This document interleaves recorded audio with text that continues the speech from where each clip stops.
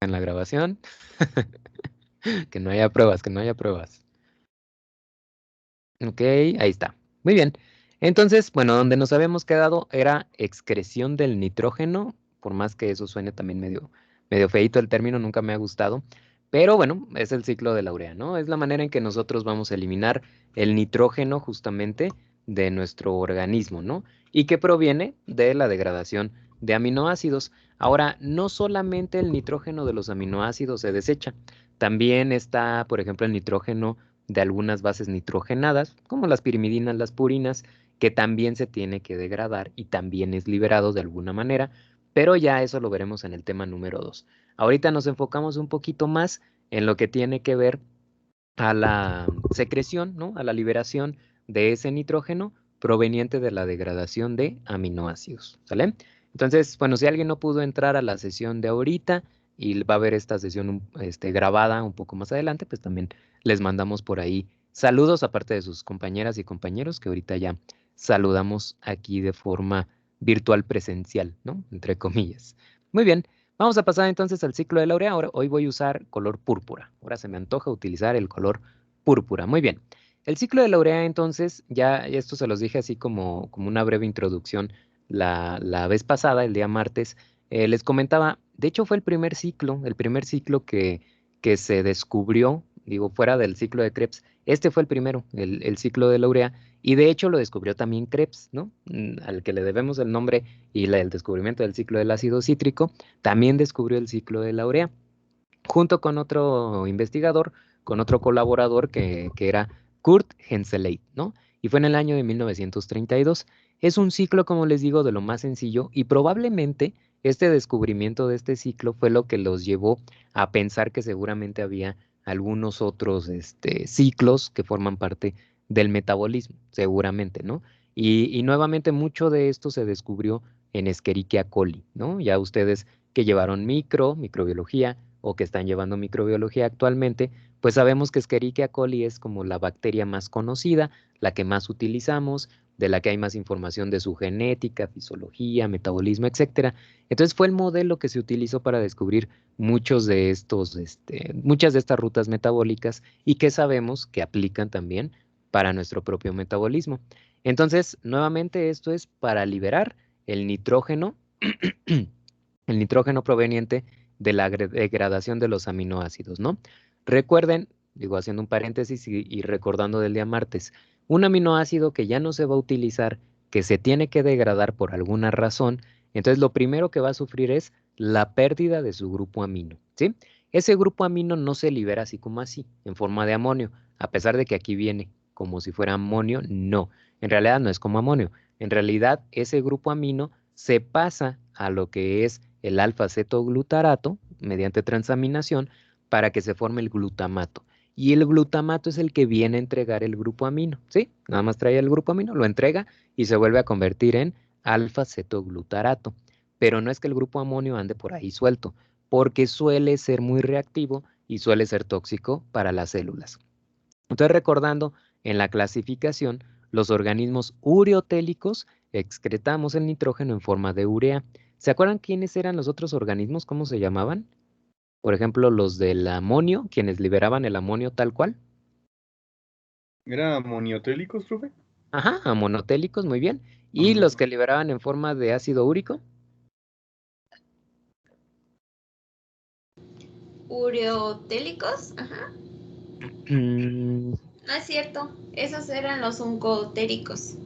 ajá, exactamente. Ujú. Los uricotélicos, ¿sale? Muy bien.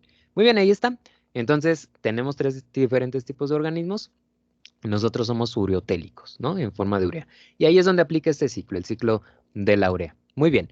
¿Cómo es de forma general el ciclo de la urea? Ok, todo el proceso va a empezar en la matriz mitocondrial, ¿no? En el lumen de la matriz.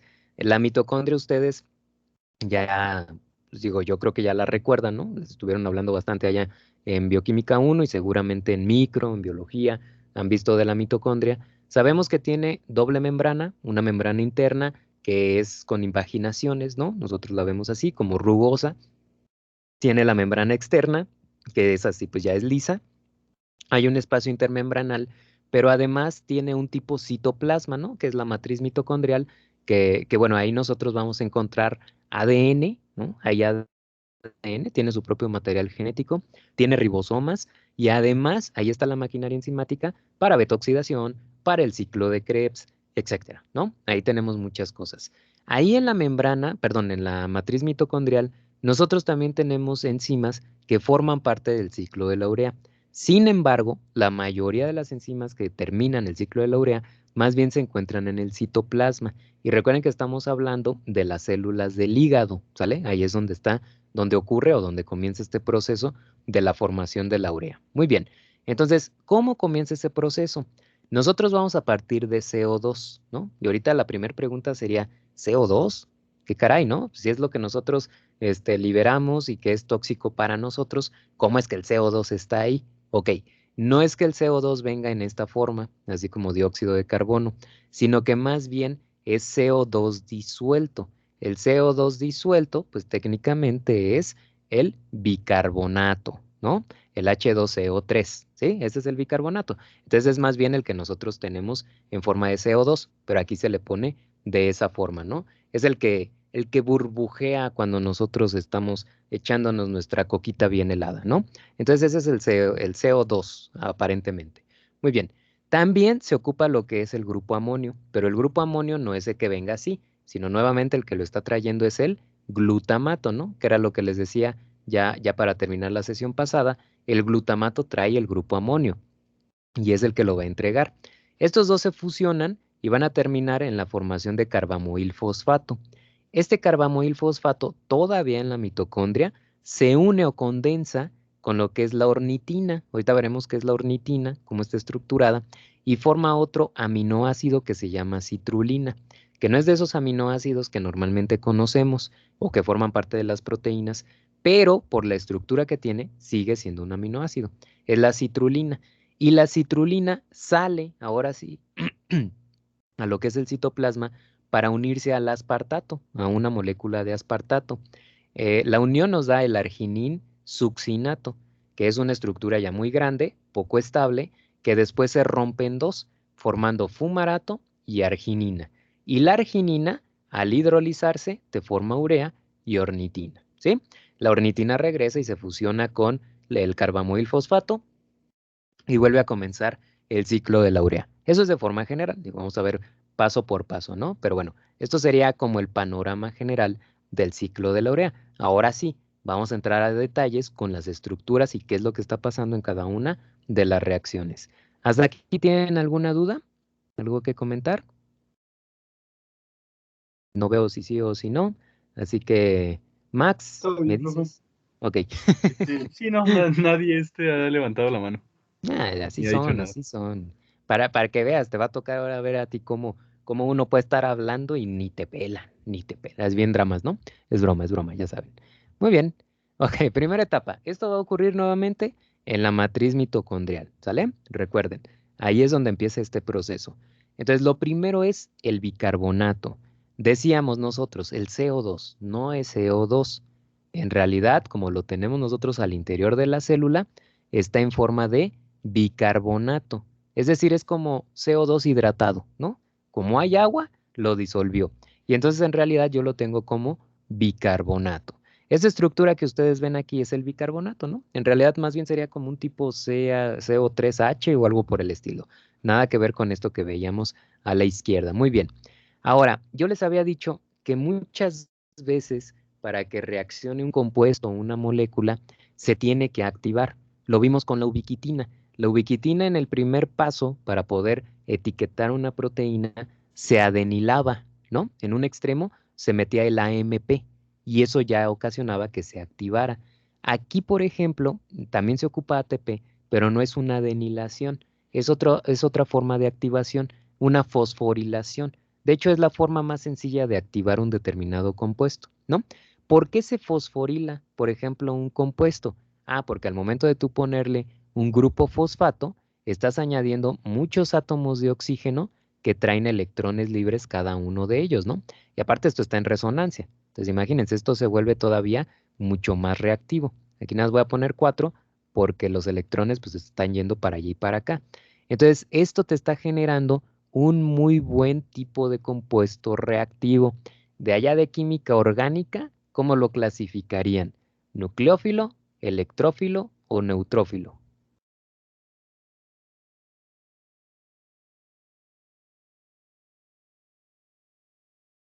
¿Qué opinan? ¿Qué opinan?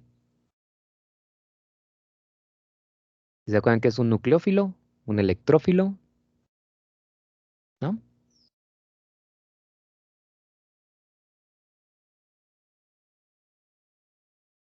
¿Ok?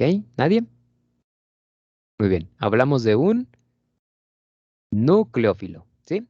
Se convierte en un muy buen nucleófilo.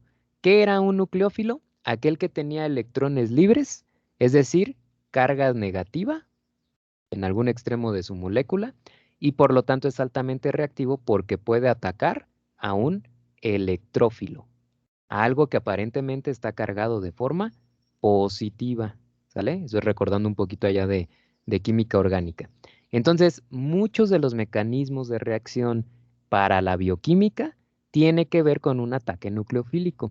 Y entonces, por lo general, nosotros necesitamos un nucleófilo para que pueda suceder. El bicarbonato parece que tiene muchos oxígenos y podría ser un buen nucleófilo. Sin embargo, no es reactivo, ¿no?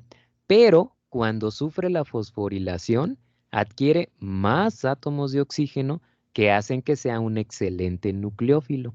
Y entonces ahora el bicarbonato se volvió altamente reactivo. Ese compuesto se llama carboxifosfato y es nuevamente un nucleófilo muy fuerte, ¿sale? Muy bien. Si está, por ejemplo, el carboxifosfato, voy a borrar un poquito lo que había escrito aquí. Voy a quitar esto y lo voy a poner arriba más bien, ¿no? Ok. Mm, ok, la pluma. Muy bien, entonces esto que tenemos aquí es un nucleófilo, ¿sale? Ya tenemos el extremo nucleófilo. Por eso muchos van a sufrir fosforilaciones. Cuando ven una fosforilación quiere decir que la célula inteligentemente está creando nucleófilos para que puedan seguir reaccionando. Esa es la idea, ¿no? Entonces lo primero que ahorita nosotros tenemos aquí. Ok, y entonces si está activo, pues quiere decir que puede llevar a cabo una reacción nucleofílica, una sustitución nucleofílica. Aquí nos dice en la siguiente etapa, si nos vamos para acá, ok, nos dice que va a entrar NH3. Ok, este NH3 en realidad no viene como NH3. En realidad el que lo está acarreando es el glutamato. ¿Sí? Ese glutamato que lo recibió de la degradación de los aminoácidos es el que viene acarreando ese NH3. Muy bien, y les voy a pedir entonces en este momento que me ayuden con la estructura, perdón, con la estructura del glutamato. Ok, partiendo del radical que hay en el glutamato.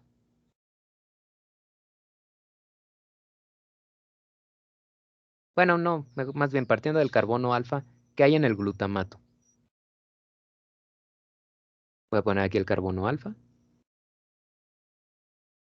A ver, a la izquierda. Bueno, para donde sea.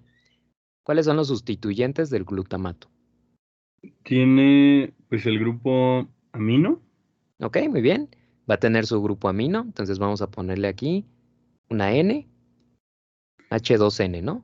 Es el grupo amino, NH2. Ajá. Excelente. Muy bien. Después tiene pues el carboxilo. Ujú, un carboxilo, ok, lo vamos a poner acá. Y luego de radical le siguen dos carbonos y Ujú, después otro carboxilo, pero ahora negativo. perfecto.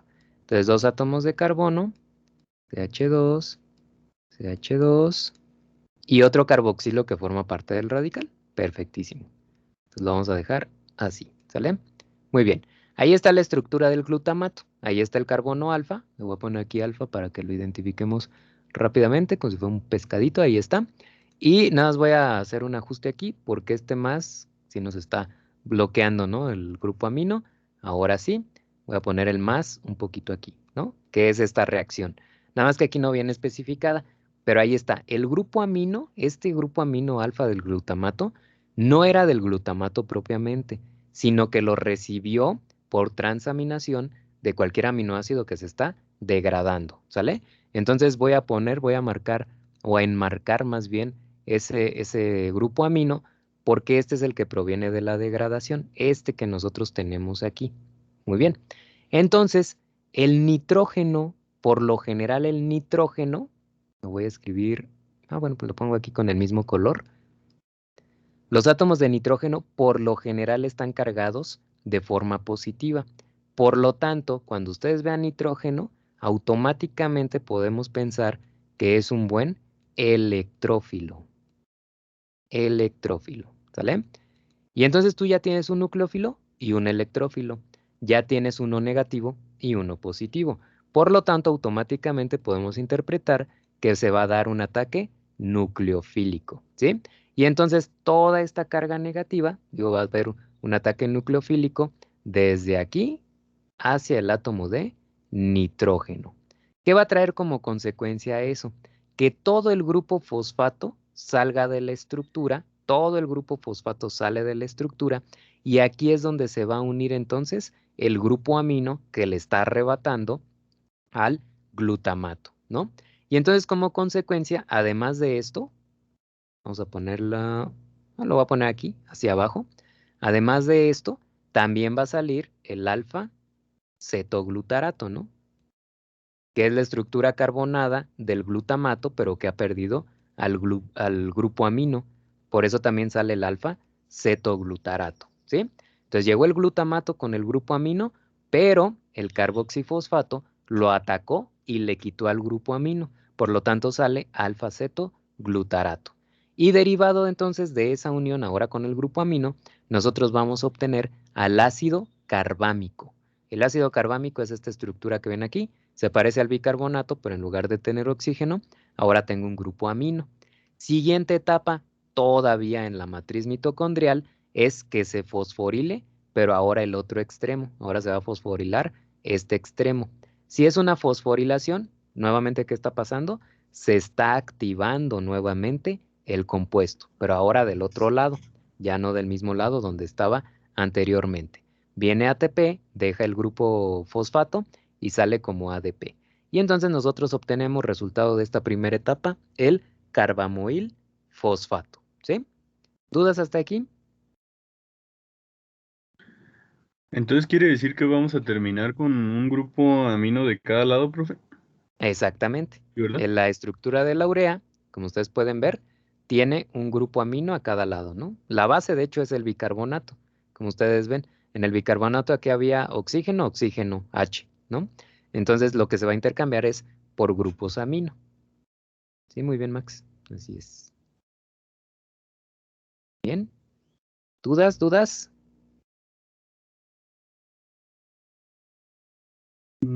Creo que nadie levanta la mano, profe. Todo bien. Ok, muy bien. Perfecto, muchas gracias. Ah, sí, dicen que Ok, todo bien. ujú, muy bien. Entonces, esta es la primera etapa. De hecho, esta etapa la lleva a cabo una sola enzima. Una sola enzima, imagínense. Tiene 3 sitios activos la enzima y lo hace entonces en 3 pasos. Y es la carbamoil, ahí me faltó una O, no es carbamil, es carbamoil, fosfato, sintetasa, ¿sale? ¿Por qué se llama así? Porque el último compuesto que forma, pues es el carbamoil fosfato, aquí está, ¿no? Es el último producto y pues ya nada más dice que es una sintetasa o se está sintetizando carbamoil fosfato. También para que los nombres de las enzimas pues ya no suenen más familiares, ¿no? Si yo sé que eso es lo que sintetiza, pues, carbamoil fosfato sintetasa. Ok, primera etapa.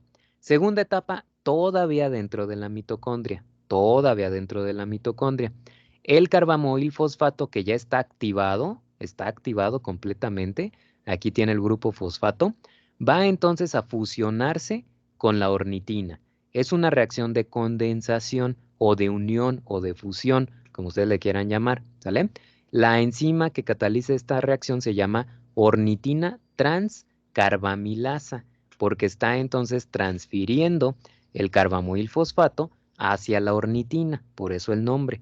Y entonces va a generar a la citrulina, a otro aminoácido que se llama citrulina, ¿sí?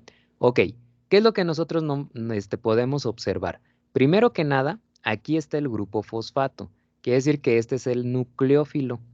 Y en la estructura de la ornitina, como ustedes ven en el resultado, el nitrógeno que lo recibe es el del radical Este es un aminoácido, la ornitina es un aminoácido, pero no de los comunes, ¿sí? Es un poquito diferente, como ven, en la estructura.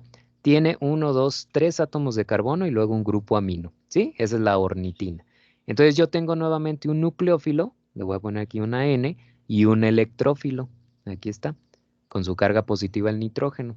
Por lo tanto, va a venir el ataque nucleofílico desde este átomo de carbono que está activo hacia el átomo de nitrógeno que yo tengo ahí, ¿sí?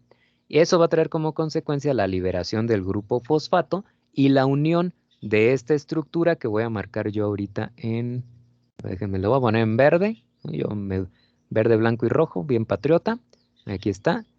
Todo esto que nosotros vemos aquí se le va a pegar entonces al átomo de nitrógeno. Voy a poner una flecha en donde se va a unir de esta forma, ¿sí? Ahí es donde se le va a pegar. Aquí lo vemos ya, ¿no? Aquí está pegado el átomo de carbono con su átomo de oxígeno y el grupo amino. Ahí está.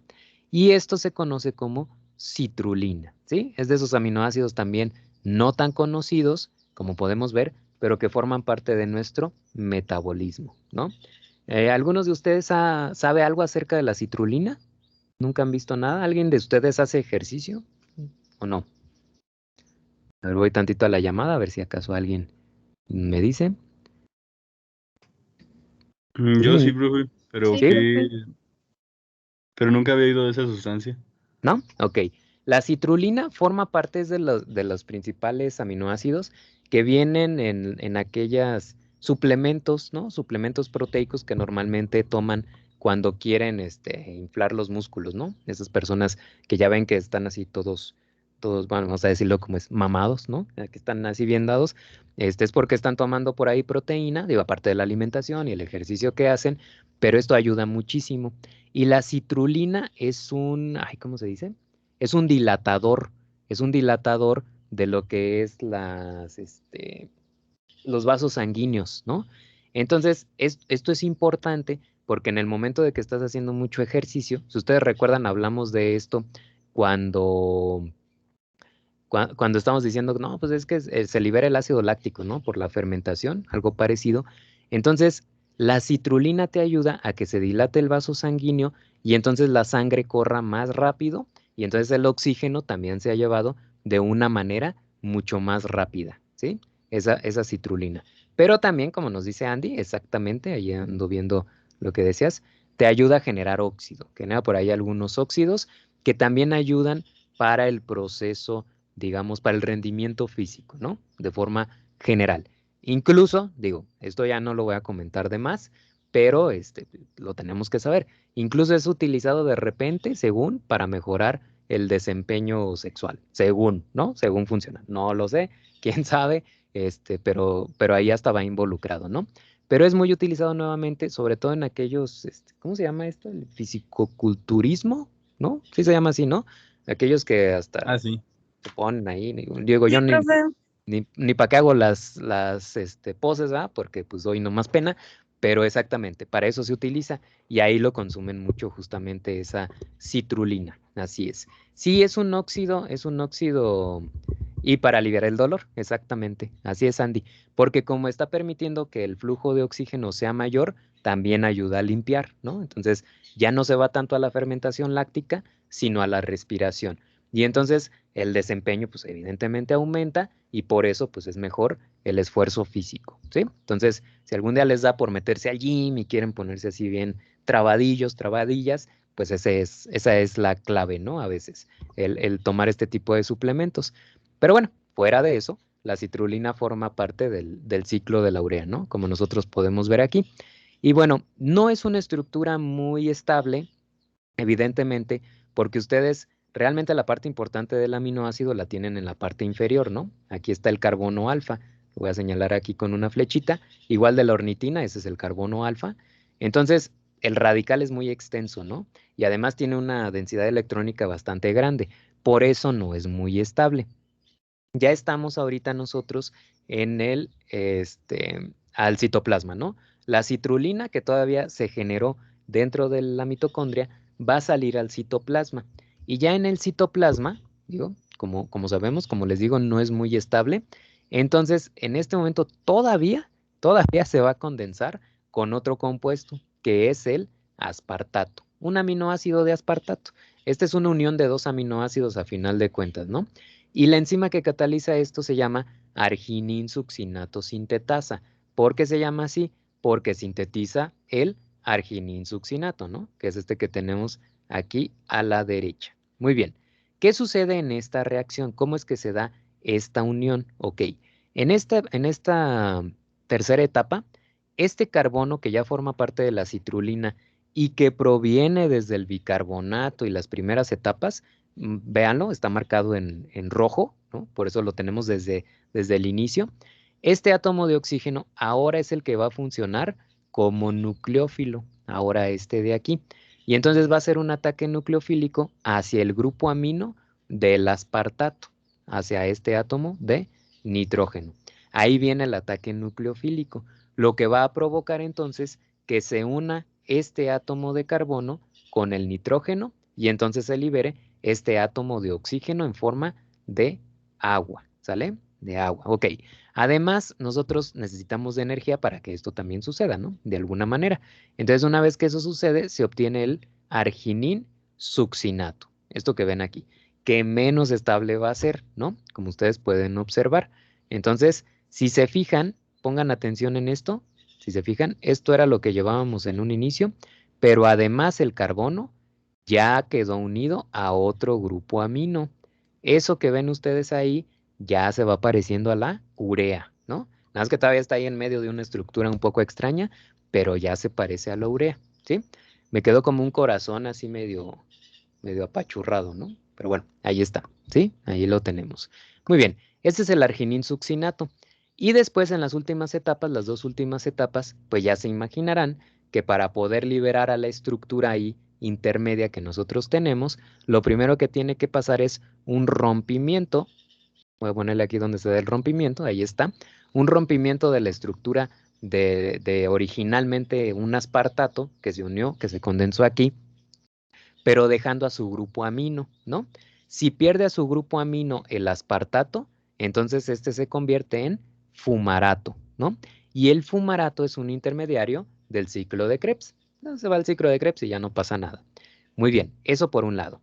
Por otro lado, cuando pierde ese grupo amino el aspartato y se va en forma de fumarato, lo va a dejar aquí, en esta estructura.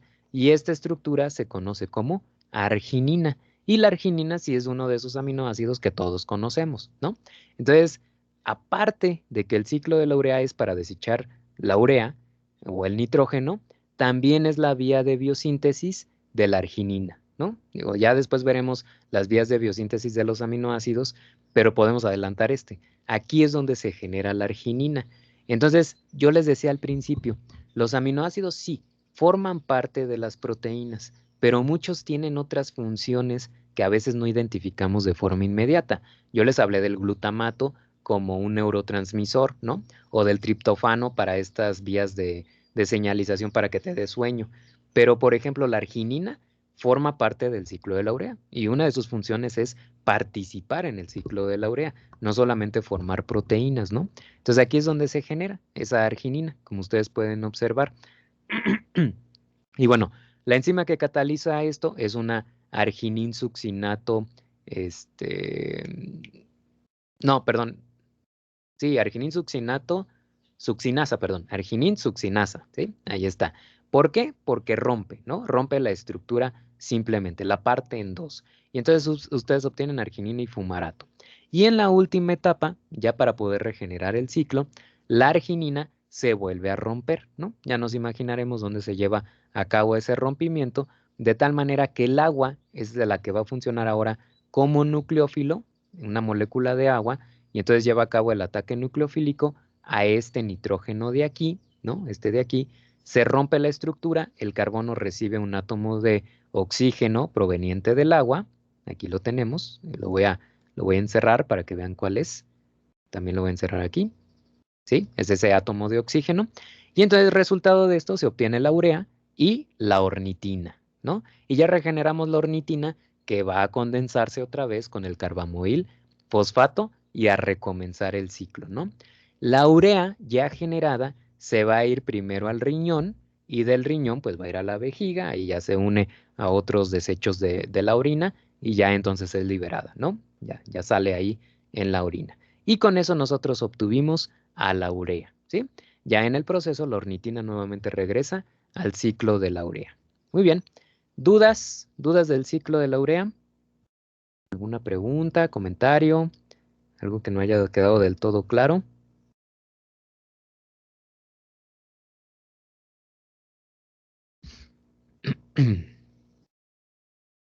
Bien. ¿Todo bien en orden? ¿Sí, Dan? Todo bien, profe. Perfectísimo, perfectísimo. Muy bien. Se pasa, Sisa. Qué bárbara, qué bárbara. ¿Me pueden ayudar con la hora, porfa? No sé qué hora es. Son 15 a las 4, bro. Ah, ok, muy bien, muchas Ujú. gracias. Y bueno, muy bien, Andy, muy bien ahí con tus participaciones y para eso funciona justamente, ¿no? Muy bien, ahí en unos 10 minutitos, porfa, me avisas, Max, para ya pararle, ¿sale? Ya que falten Sí, 5 profe. a las 4, sale, muchas gracias.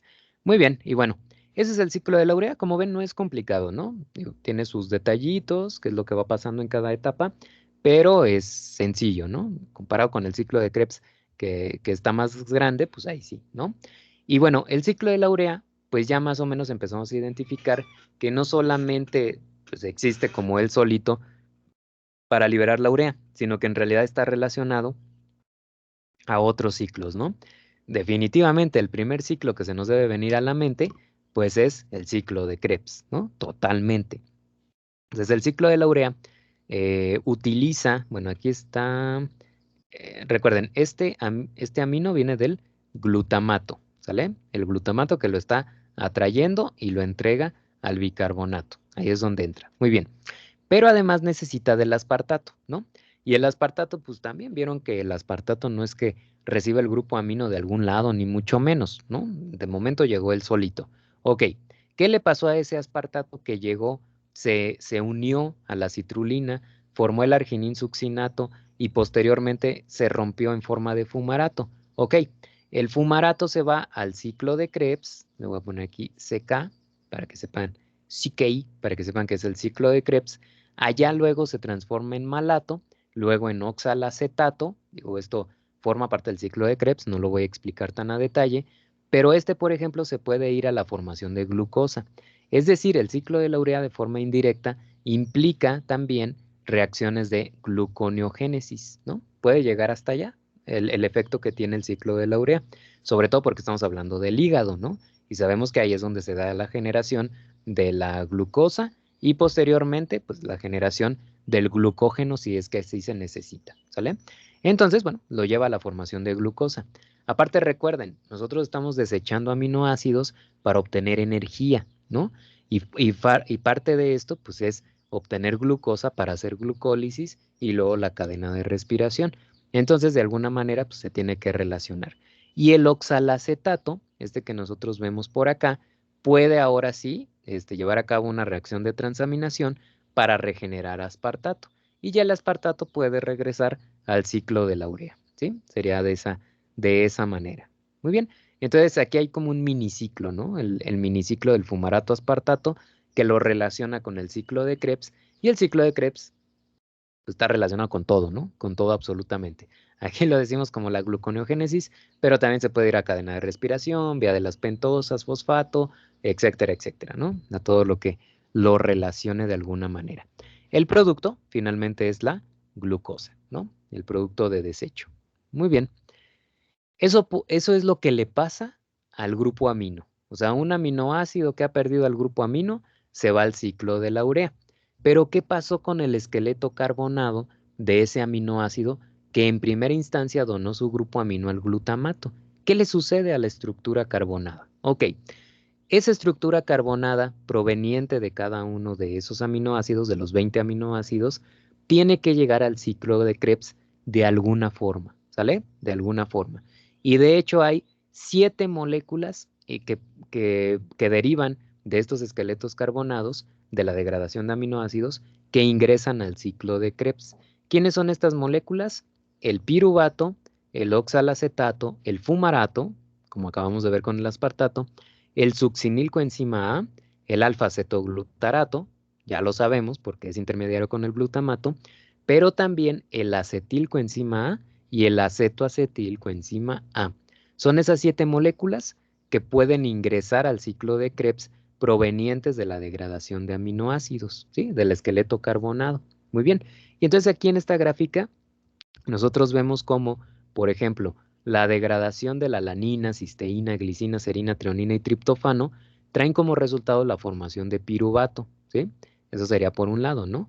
El oxalacetato es obtenido a partir de asparagina y aspartato, y así sucesivamente ustedes lo pueden ir viendo uno a uno. Ok, ahora, hay una clasificación aquí de los aminoácidos en base a qué tipo de estructura química te dan. De tal manera que tenemos a los aminoácidos cetogénicos, que son aquellos que te dan lugar a cuerpos cetónicos o ácidos grasos, y tenemos a los glucogénicos, que son aquellos que potencialmente pueden sintetizar glucosa, es decir, aquellos que ingresan directamente al ciclo de Krebs, mientras los cetogénicos ingresan de forma indirecta al ciclo de Krebs. ¿Sale? Muy bien. ¿Quiénes son cetogénicos? ¿Quiénes son glucogénicos? Ok. Lo primero que necesito es que me digan quiénes son los cetogénicos. Aquellos que solamente, perdón, te pueden sintetizar acetil-CoA o acetoacetil-CoA. ¿Quiénes son los aminoácidos meramente cetogénicos? A ver, vean la gráfica y díganme quiénes son aquellos que te pueden formar únicamente acetil-CoA y acetoacetil-CoA. ¿Los ácidos grasos? Ah, eso ¿O cómo? Sí, o sea, ¿qué aminoácidos son meramente perdón. cetogénicos?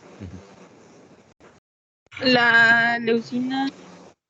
Ok, la leucina, muy bien, señalamos, porque está aquí y acá, pero también te dan, digo, te están dando compuestos cetónicos, ¿no? O cetogénicos. Muy bien, ¿hay algún otro? La fenilanina y el triptófano. Ok, vamos a revisar. Vamos a empezar, la isoleucina, ¿no? La isoleucina es cetogénica, ok, pero si yo voy a buscarla acá en los glucogénicos, vamos a ver si está. Aquí está también, ¿no? Entonces la isoleucina no es meramente cetogénica. De hecho, la isoleucina pertenece a ambos, ¿no? Puede ser cetogénica y glucogénica. Muy bien. Entonces la isoleucina no. La leucina ya vimos que sí, porque la leucina no está en ninguna de las grafiquitas en rosa, ¿no? Quiere decir que no es glucogénica, solamente es cetogénica. Entonces la leucina sí. El triptofano, ok, vamos a ver el triptofano. Está aquí, pero también aparece acá. Entonces quiere decir que el triptofano tampoco, ¿verdad? Tampoco es meramente cetogénico. Profe, Solamente, bueno, es de los dos más bien. el La triptófano lisina, no está. perdón, El triptófano no está. el triptófano no está. Ay, no, sí, ya lo vi. Sí, sí, aquí está, ¿no? Aquí está. Triptófano, así es, así es. Muy bien, la lisina, ¿qué opinan de la lisina? La leucina, sí, profe. Sí, Sí, ¿verdad? esa no Sí, es está. meramente cetogénica. Muy bien. La fenilalanina, Sí está en la Según de yo no, fumarato. profe. ajá, exactamente, también la tenemos aquí. Entonces, no, ¿verdad? No es. El triptófano ya vimos que no era. ¿Y la tirosina, finalmente? Tampoco. Tampoco. Muy No bien. está en ninguno. Excelente, aquí está, ¿no? Ah, no, sí, también está ahí. Exactamente. Entonces, tampoco es cetogénica, ¿no? Los únicos aminoácidos, entonces, meramente cetogénicos, vamos a cambiarle la flechita, ¿no? Para poderles poner ahí una nomenclatura. Los únicamente cetogénicos, les voy a poner una C, son la leucina y la lisina, ¿sí? Porque se repiten una y otra. Entonces, la leucina y la lisina son meramente cetogénicos, solamente cetogénicos. Muy bien. De los otros aminoácidos, los que marcamos con un tache, entonces quiere decir que son aminoácidos tanto cetogénicos como glucogénicos, ¿no? Los dos. Entonces también vamos a quitarles por ahí el tache Ok, también acá. Vamos a quitarle los taches para poderles poner su clasificación como es, ¿no? Como debe de ser. Entonces la isoleucina, se los voy a poner acá para no confundirnos, es cetogénica, se lo voy a poner así, y glucogénica. También el triptofano es cetogénico, glucogénico, la fenilalanina y todos estos, pues también, ¿no? Les voy a poner así una llavecita para identificarlos rápidamente. Cetogénico y glucogénico. Eso quiere decir que, pues digo, si están aquí, también están acá, ¿no? Entonces el triptofano ya dijimos, cetogénico, glucogénico. Si se me va alguno, me dicen, porfa. Estos dos también. Entonces estos dos les podemos poner aquí cetogénico, glucogénico. Déjenme ver si se me está yendo alguno marcado acá. Aquí va, la isoleucina es cetogénico, glucogénico, ¿no? Esta de aquí. Ah, profe, ya son 5 a las 4. Me dijo que la Ah, ok. avisara. Sí, muy bien, muchas gracias. Ok, entonces ya para concluir, los que no están marcados ahorita, todos los demás, pues serán meramente glucogénicos. La alanina, la cisteína, la glicina, la serina, la, la treonina, evidentemente también, asparagina, aspartato, con falta valina, ¿no? Que no había mencionado antes, histidina, prolina, todos estos los demás son meramente glucogénicos, ¿sí? Glucogénicos. Entonces les pido porfa que ya aparte de la tablita que ustedes habían hecho, ¿no? Con sus estructuras químicas de aminoácidos, añadan esto, añadan la clasificación, si son cetogénicos, si son glucogénicos o si pertenecen a ambos, ¿sí? Son tres clasificaciones diferentes. Muy bien. Y con eso, pues damos por concluida nuestra sesión del día de hoy. ¿Dudas, comentarios? Profe, ¿Sí, Lady? sí, es como que me confundí un poco. Cetogénicos dijo que era manera indirecta y glucogénicos de manera directa, ¿verdad? Ajá, exactamente. Glucogénicos entran directamente al ciclo de Krebs, con un intermediario del ciclo de Krebs, y los cetogénicos de forma indirecta, porque primero te dan el acetil-CoA o acetoacetil-CoA, que luego se transforma, ahora sí, en un intermediario de ciclo de Krebs. Así es, de forma indirecta.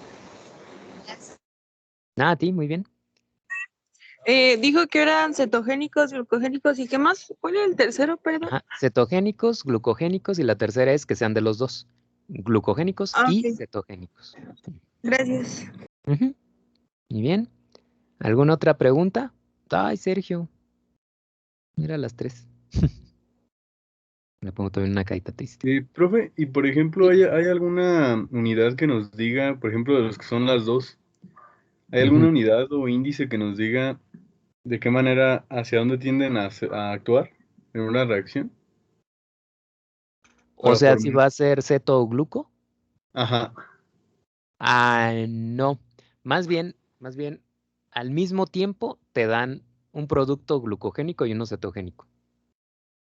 Ah, ok, siempre es al mismo tiempo. Sí, lo vamos a ver, ¿no? Es parte de lo que vamos a ver el lunes. Pero, por ejemplo, si tú hablas venía ahí el triptofano, ¿no? El triptofano es muy grande, es un aminoácido aromático. Entonces, en el momento de que se va rompiendo el doble anillo, el anillo indol de lo que es el triptofano, ahí es donde se genera un producto glucogénico, que es el piruvato, y un producto cetogénico, que es el acetoacetil, coenzima A. Entonces, es al mismo tiempo. Ah, ok. Ujú. Ok, gracias, profe. Sí, ¿de qué, Max? Muy bien. ¿Alguna otra pregunta?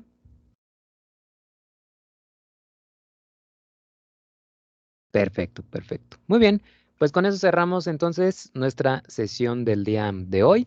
La siguiente semana la tendremos en viernes, ¿no? Quedamos en eso que íbamos a estar alternando.